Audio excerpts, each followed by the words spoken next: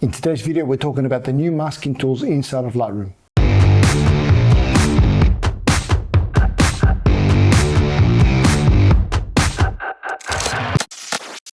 Hey everyone, welcome back to the channel. So today's video is going to be all about the new masking tools that Adobe recently released for Lightroom. If you've been using Lightroom for a while, you'll know that up till now, really, the masking features inside of Lightroom have been pretty basic. So if you wanted to do any serious sort of work, you really had to go from Lightroom into Photoshop, do your masking in there, and then send it back into Lightroom. And that's just not an efficient way of working, especially if you're doing a lot of shots. So having these tools inside of Lightroom is a really, really good thing. Now, I'm gonna cover off a certain part of it or a certain method of using these tools because most of my work is corporate headshots. So I'm gonna show you how to use these tools to edit people's faces. So any shots that you have people in them, hopefully you're gonna find this useful. So if you do things like family photography or portraits, hopefully this is gonna help you. But understand that you can use these tools for any genre of photography. It's just that it would make the video too long. So we're just gonna cover off editing pictures of people. So let's jump into Lightroom and I'll show you how this works.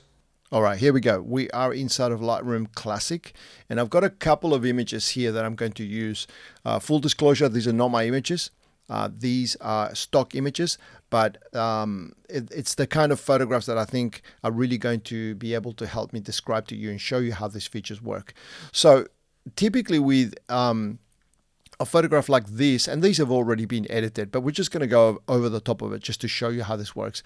But typically with an image like this, the way that I normally start to edit things is I break the face up into different sections. So I will start off with the skin. Typically, this is my workflow. I will start off with the skin, then I will work on the eyes, then I'll do the eyebrows, the lips, the teeth, and then the rest of the body skin, so skin that's not on the face. And then finally, I do the hair. That's the last thing that I work on. So the way that we would normally do, or the flow that we would follow here, would be I'd go into the develop module, I would click on the masking tool, and then I would select a brush. And then what I would normally do is I would then start brushing around. I'll make this brush a little bit bigger, but I would brush around her face, and I'm doing this really way too quickly. This is not accurate at all, but you would have to sort of paint the whole of a face, and so that you could then make changes to all the parts that you're masking. So anything that we are, or that's looking red in here, okay, so this is the overlay, the masking overlay. So anything that's red in there, when I make changes, it'll make changes to just that one area. Let me just show you what I mean. So I've finished doing my masking, and now all the controls on the right hand side, when I apply any of those, it's only applying it to that part of the face, or because that's where my mask is. Now, as you can see, this is I've done a horrible job with the masking. You can see that I missed some spots, but you sort of get the idea of what I'm talking about. Now, normally to do this properly, it's quite tedious if you're going to do this accurately. So it can take a lot of time to do this, and you would have to zoom in and really take your time to do it properly. So and then you would end up with a mask in here that you could just apply all your edits to. So let's get rid of this for a second, because this is the bit that we are this is the part of the process that these new features do for us automatically. So we're going to get rid of this this layer over here, okay? And let's get rid of this one here. And we are going to go back into the masking pane. So I'm still open, but I'll just close it, and I'll show you that this is the button here as well that you need to click on. So when you click on that, that's what we would be earlier on, but we went into the brush and we did our brushing. But now you'll notice that at the bottom here, it says people. And when I hover over the top, just over here, when I hover over the top of this person, you can see that it's identified a person. And as I do so, you can see that it places a mask over the top of her, and it does a pretty good job. I mean, it missed a section underneath her arm. It's accidentally caught some, or masked some extra bits that it shouldn't have done. But that's something that we can go in there and fix really, really quickly. For the most part, it's done all the really difficult things. So this is the bit that I want to show you. And now I'm going to do so at the moment I'm hovering over the top, and it's selecting the whole the whole person, and this is fine, but this is not how we work. Like I was saying before, we break up our edits in with different components. So we do the skin, then we do the eyes, then we do the eyebrows, and so forth. So what I'm going to do is I'm going to click on the little icon here of the person that it's identified, and it comes up with this brand new selection pane here, and it's got some tick boxes in there which are really, really good. So here it's saying the entire person. So if I click on this, it will select everything that you see there in that pinky red. Okay, so if I unselect it, you can see that if I click on that, it's going to select the whole body. So let's just undo that for a second. We're going to uncheck that, and then we're going to look at this list down here. We're going to just hover over the top of the labels, and you can see face skin. It's done a much better job than I did when I was using the brush manually. And then as I keep going down, you can see that it's identifying the various different parts of a body. Now have a look at how accurate this is. This is really impressive. Look at body skin. You can see that underneath the face, it's selected all of that skin. But have a look at that little bit around here, around the arm, and even this little bit of skin in here as well. It's actually picked that up as well. So this is really, really impressive. So we can keep going down and look at the eyebrows. The eyes. This is the white part of the eyes. Then you've also got the pupils as well, the lips, the teeth, and the hair. And you can see it's really accurate. It's done a really, really good job. Now, let me show you how you select these so that you can go in there and edit them individually. So for this one, let's just say that we are going to let's do all of them, right? Let's do face, let's do body, let's do eyebrows, let's do the iris. We're not going to do the white part of it. Let's do that, and let's do the lips. There we go. So you would select whichever, you would select all of them if you like, right? Now when you select all of these, you've got this little box down the bottom. It says create 5 separate masks. You want to make sure that this is ticked. If you do not tick this, then you will have one layer that contains, in this case, face skin, body skin, eyebrows, iris, and the lips. But you don't want that. You don't want that in one individual layer. Okay, you want all these different. You want the masks to be separated. So we're going to leave that checked. So we're going to then create mask. We're going to click on create mask. And when we do, you'll see that you've got these masks over here. Okay. And they're all individual. Now, if you can just click on the actual label itself, and you'll see that when you click on it, it says lips. One of the things that I like to do, and this is not done automatically just yet, but I'm sure that this is something that will come up in the next revision, is you can rename that as well. So you can change that then to say lips, okay? So that it becomes a lot easier, so that when you've got all your masks closed, you know which one, which is which. Otherwise, you could just click once to open it, and you can see that in this case it's the iris and the pupil.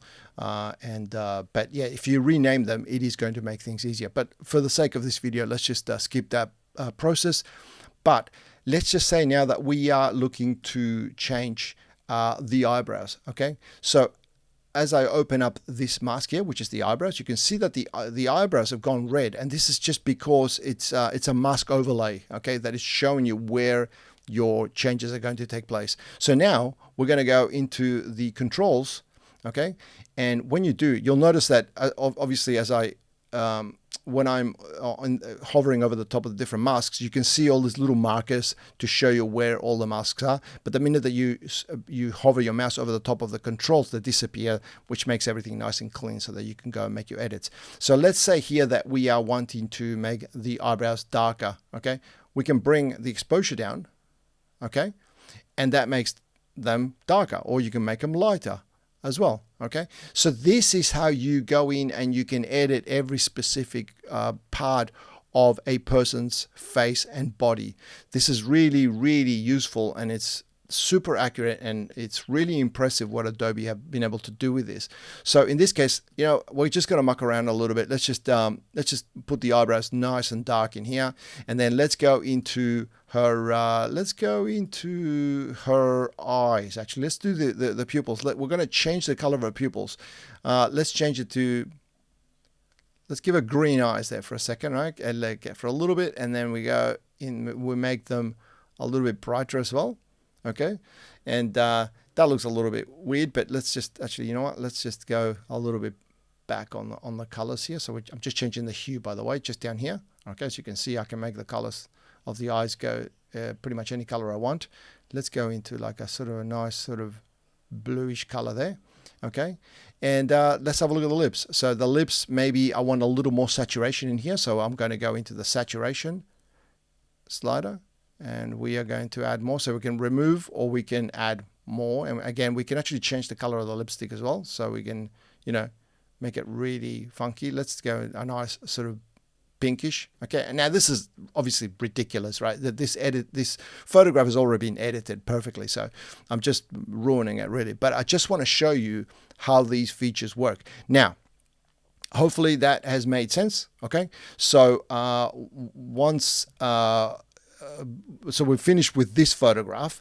Now, where a lot of these type of I guess call it AI, artificial intelligence features, have fallen apart in the past is that this is fairly easy for them to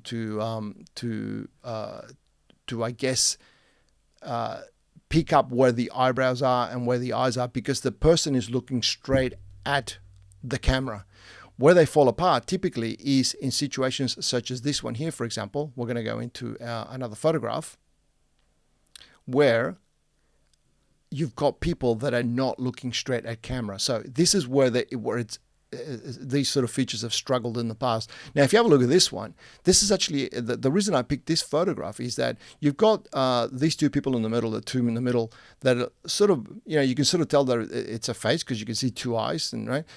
This one here, not so much. She's looking, you know, you can barely see one of the eyes, and also you'll notice she's not really that sharp. These guys here, these two guys, in the guy and the girl in the middle are, but this one here is a little bit blurred, a little bit out of focus. And this guy here, he is really, they've missed focus on him, right? So not only do we only have one side of his face, it's actually blurry. So we're going to see how this works.